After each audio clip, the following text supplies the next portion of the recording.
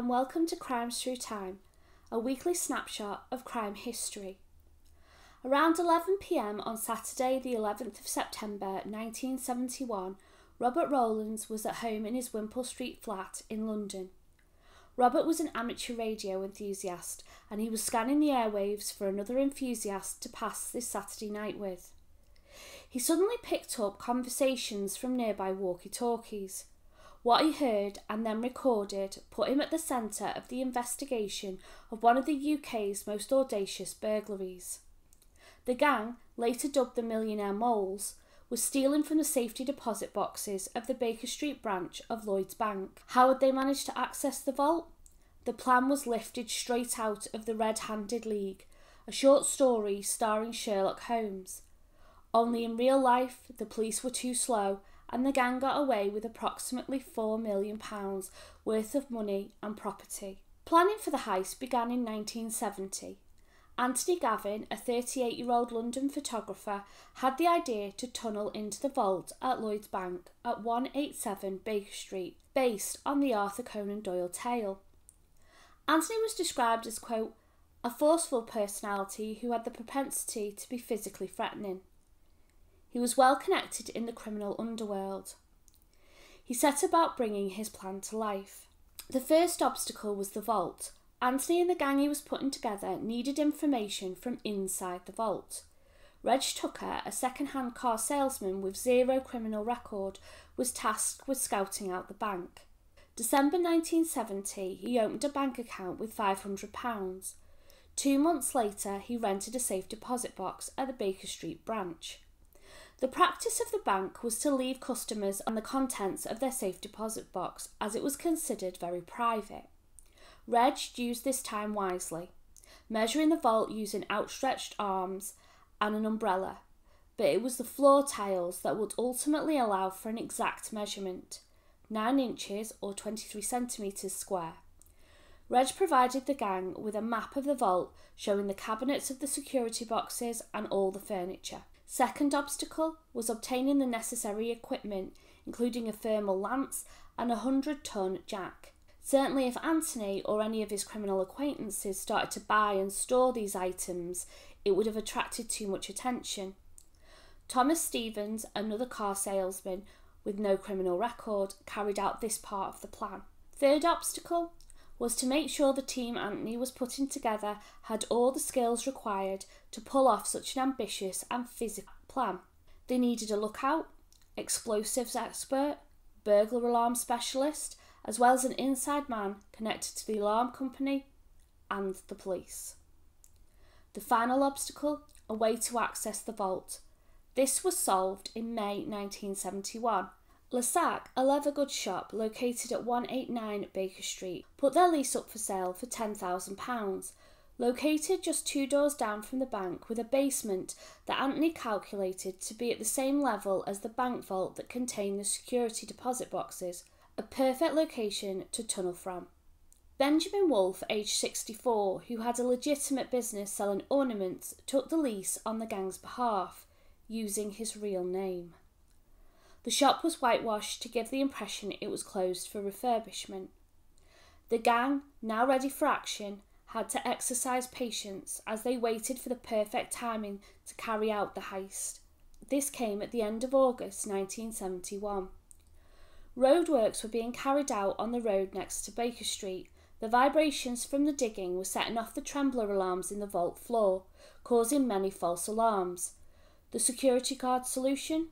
Disarm the alarms. Anthony was tipped off from their inside man and the gang quickly got to work. Digging began on the tunnel on the 27th of August, the Friday night of the August bank holiday. They continued to dig every weekend until the tunnel was ready on the 10th of September. The tunnel would be described in court as, quote, a magnificent piece of engineering, end quote. It began in Lesac with a 15-inch wide opening dug down through 6 inches of concrete. Anthony dug down vertically until he found the basement of the Chicken Inn, the restaurant that was located between Lesac and the bank. He then used the basement as a roof for the tunnel, which was 40 feet or 12 metres in total. It required no support but generated 8 tons of waste, which the gang hauled into Lissac and dumped out of the rear of the shop. Anthony and the gang began their entrance to the vault after the bank closed on Friday the 10th. They positioned Bobby Mills as lookout on the roof of the bank and started their walkie-talkie communications. It was not as easy as they imagined. The first try, using the 100-ton jack, due to an old well, the jack pushed the tunnel down into the well rather than the vault floor upwards. Plan B was to use a thermic lance to cut through the floor, again failed. They finally drilled holes into the underside of the vault floor and packed it with gelinite. On Saturday, timed with the movement of local traffic, they blasted through the vault floor, using a hammer and chisel to craft a tunnel exit 12 by 14 inches. They got to work opening, emptying and transporting the contents of the security boxes present in the vault. At 11 p.m. on Saturday, unbeknownst to the gang, Robert Rowland began listening on his amateur radio. It was clear to him that a bank robbery was underway. At 11:30 p.m, he called his local police station. He was met with scepticism. After all, it was Saturday night, prime time for hoax calls. The officer, half joking, suggests Robert recorded the conversations, but he took their advice. By 2 a.m, Robert decided he had enough recording to prove his allegations, but this time he went directly to Scotland Yard. The flying squad arrived to review the tapes at Robert's flat. They agreed that a burglary was in progress and stayed at Robert's flat until 8:30 a.m. The gang returned to the shop and messaged the lookout to say thank you for staying at their post all night and that the gang intended to complete the job in the early afternoon. All bank staff and local security firms were contacted by the police to open up and check their branches. With over 750 branches within an 8-mile radius of Robert's flat, it was at 3:30 p.m. Sunday afternoon before they arrived at the Baker Street Lloyds branch. The vault looked secure from the outside, and inside couldn't be inspected due to the time lock. Ironically, a security measure added to bank vaults to prevent the vault door from being opened earlier than the preset time, so that bank staff weren't targeted by robbers and forced to open the vault. Whilst it can't be confirmed, it's highly likely the gang was still inside the vault when the police visited, but stayed quiet after being tipped off by the lookout. During the theft, 268 safety deposit boxes were opened, about a quarter of the boxes present in the vault. The gang made no attempt to crack the bank's safe.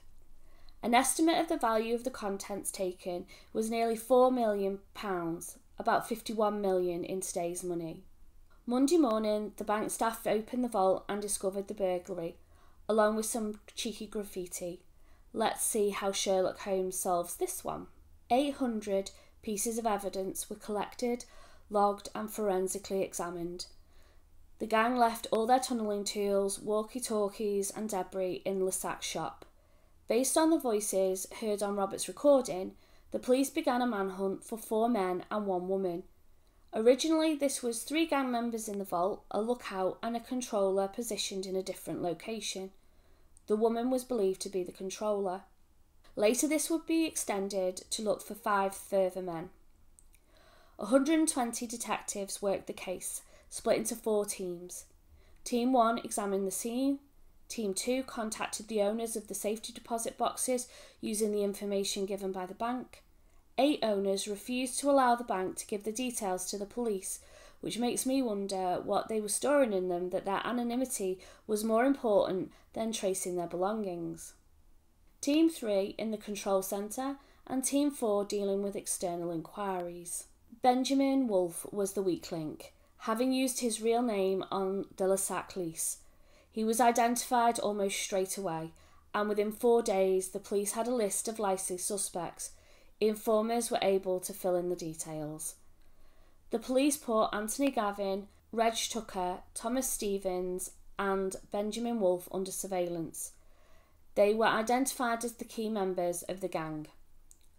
Other members that the police were sure were involved had swiftly moved to France and Italy after the heist. In 1971, there was no extradition agreements in place, so the police couldn't request these men, be returned to England to face the investigation.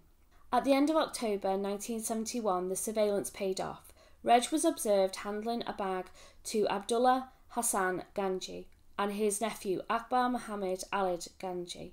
They were arrested and £32,000 were found in the bag and could be traced back to the vault. Anthony, Reg, Thomas and Benjamin were arrested 2 days later. In total, £231,000 were retrieved. That would be all that would be ever found of the $4 million stolen. Abdullah and Akbar were charged with handling stolen goods. Anthony, Reg, Thomas and Benjamin were charged with breaking into the bank and stealing the contents of the safety deposit boxes, as well as possession of explosives. The trial began on the 2nd of January 1973. Anthony, Reg and Thomas all pled guilty. Abdullah and Akbar pled not guilty, explaining that they were simply acting as couriers for a Swiss-based finance house who were purchasing sterling. Benjamin also pled not guilty, saying he only returned to the shop once after signing the lease to check the post and was in shock and horror that his shop had been used for such a plan. The trial ended on the 23rd of January 1973. Abdullah and Akbar were found not guilty. Benjamin was found guilty and sentencing was 3 days later. Anthony, Reg and Thomas received 12 years and Benjamin 8 years. This sentence was shorter because of his age of 65. As a thank you, the police threatened to charge Robert under the Wireless Telegraphy Act of 1967 for listening in to unlicensed transmissions, although they never followed through. Lloyds were more grateful, and after the court case concluded, they sent him a cheque for £2,500 as a thank you. There are some interesting questions still unanswered about this heist. How did such a novice gang manage to pull off such an in-depth, well-executed plan?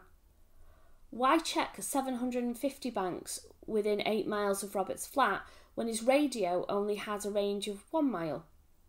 And after the conviction of the 4 gang members, the search for the others involved and the effort to retrieve the stolen goods stopped, despite the bank's insurers offering £30,000 reward for information leading to further arrests in the case.